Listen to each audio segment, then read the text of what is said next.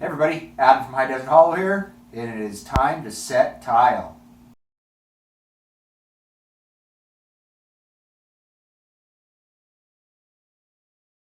Alright, so what we've got, this is right where the kitchen stove is going to be. The rest of the floor is going to be hardwood, a distressed hardwood flooring. What we're going to have right here, for fire protection purposes, we're going to do a tile. What I've already done is I've gone through and I've located the floor joists. We have our OSB subflooring. I've gone through that, the original subfloor, into the joist with big 3.5-inch grabber screws to tighten the whole floor up where we're doing this. And I'm going to eventually do that over the whole floor, but just for this project I wanted to get this part done. And I've done those on every 6 inches is a 3.5-inch screw. To tighten that floor up, takes the squeaks out, takes the flex out. Just that extra bit of insurance for me, so that way I know that everything is the way it's supposed to be to set this tile. So after I got done putting the 3.5-inch grabber screws to the floor joist, I came back and we put hardy backer down. A 1/2-inch hardy backer plus the 1/4-inch tile will take me to the 3/4-inch level, which is what the hardwood flooring is going to be. So it should be a pretty seamless transition between.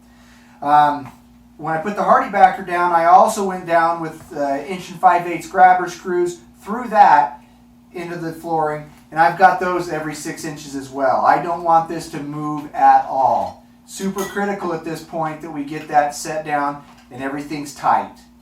What we're going to do now, though, is I'll go through and we're going to set these tiles. And the tiles that I got, we picked out, it's a natural slate. Hopefully going to go really well with the rock wall behind us. It's going to look sharp, I think. Hopefully everything ties together, but that's the plan. So what we'll do is we'll bring you up here. We'll show you kind of what I've got marked out and set some tile. So what I've also done is I've gone through and I've marked out my starting line. I've squared this starting line off of a known squared wall on the opposite side. These old houses, it's almost impossible to find perfectly square, so we're going to have to make that up. It's on some of the edges, but this is about as good as I could get.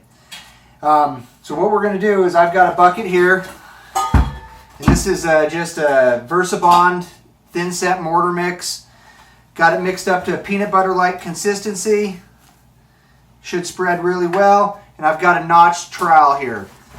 So what we're going to do is I'm going to take this floor, I'm going to take my notched trowel, we're going to spread the thin set on here,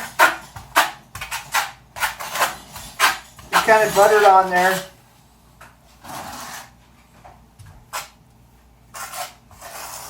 And I'm going to want to get a fairly even coating. I want to be kind of careful, I can't cover up my starting line. Once we get that, we'll take this notch side and we'll come through and get that proper spacing. What that does is it allows for the mortar to spread out and bond really well to the back of the tiles.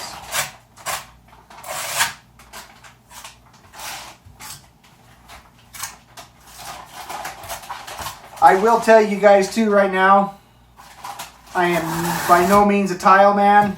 I've got buddies that are tile guys that'll probably be making fun of me right now doing this project, but it's a little teeny area. Hopefully I can't screw it up too bad. So I'm going to take that notch side of that trowel. We're going to come through and spread that out that way. I'm going to take our first tile and I'm going to get this set right off of those starting lines that I got marked. Get that set on there. And I'm going to kind of give it a little bit of a push back and forth. Get it kind of spread out. Get it where it needs to be. Get that off of there. I don't want any of that up on top of that tile. Get all my lines lined out. This first tile is probably the most crucial one because I'm going to be going off of it for the rest of the tiles. So we got that one.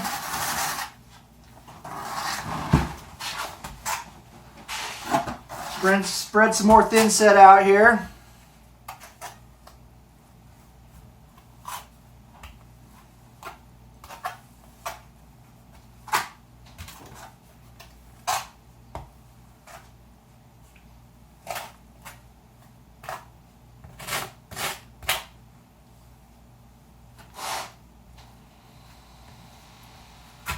Like so.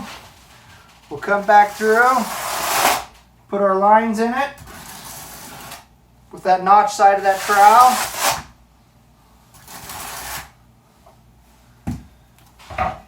Okay, so we got our next tile here. Get that set in there. Give it that back and forth. And now what I've got is I've got these tile spacers. I'm using a 3/16 tile space. And what this is going to do is maintain my grout lines.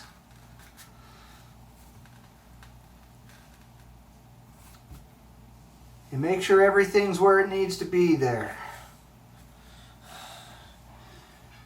Make sure we maintain our line.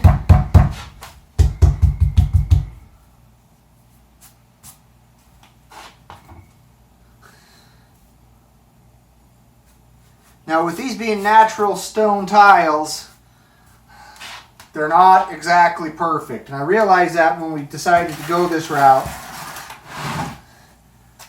But they should be close enough to maintain a decent grout line. And it should go really well with the way our kitchen's set up and with the rock wall that we have and everything like that. Get that next tile. These natural slate tiles are kind of cool. They've got all sorts of different character in them. They've got the different colors.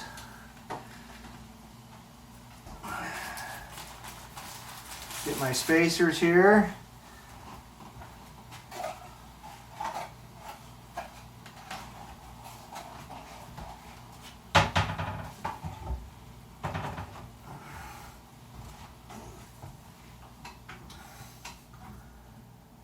Okay.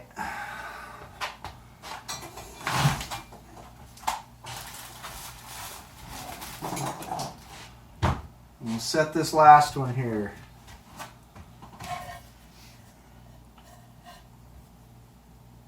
Get that where it needs to be. Another thing you want to be careful with is we get some of that, if that thin set gets too thick in those grout lines, we want to make sure we get that out of there with one of these spacers or something. Because if that thin set sets up in that grout line without me getting it cleaned out of there, I'll have to clean it out before I can grout these tiles in. And it's way easier to do it now versus down the road. All right, that's the first row. We'll bring you back when we get a little bit closer to done.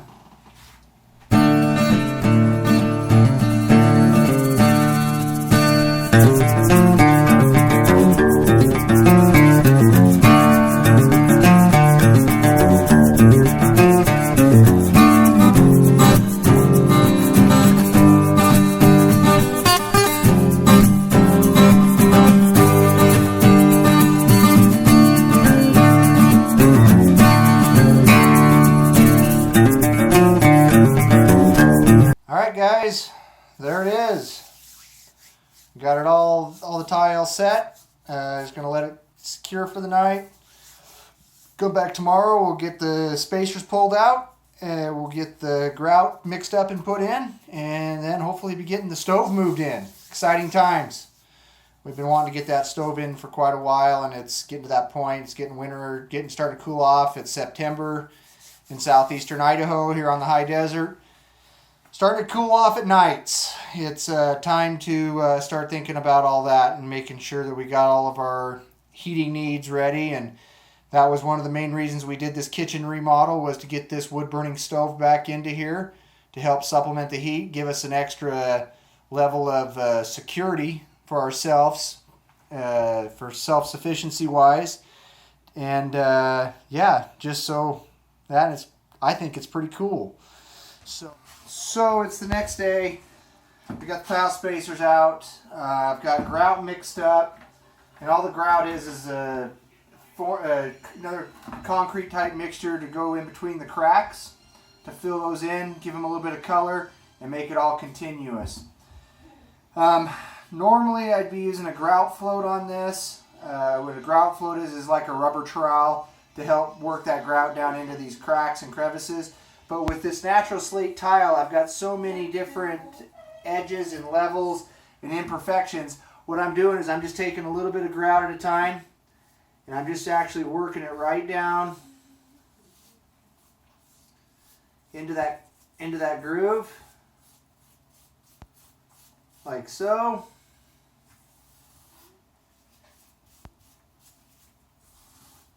Keeping it kind of gathered up, just working it down, and I'm just basically working it across that joint to fill it in.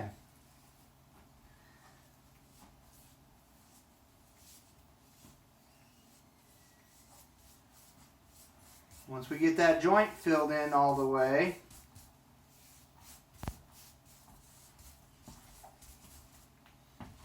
I'll get just a little bit more here.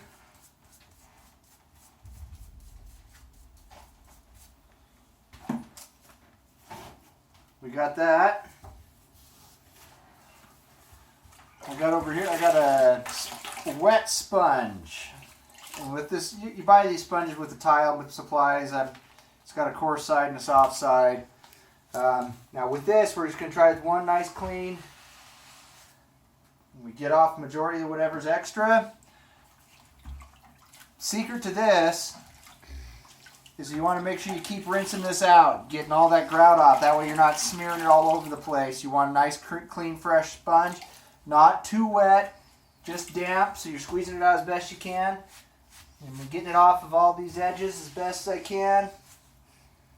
Like that.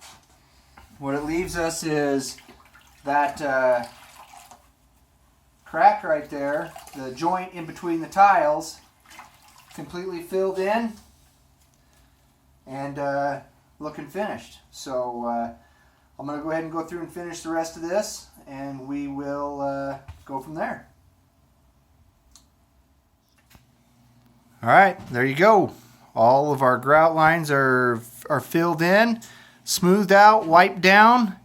Now we're just going to let that grout set up, and we'll be getting closer to bringing that new wood burning cook stove in here to put in this place. So yeah, that's what we got. Anyways, in the meantime, we're just here trying to live a more self-reliant lifestyle and promote modern homesteading. This is Adam with High Desert Hollows signing out.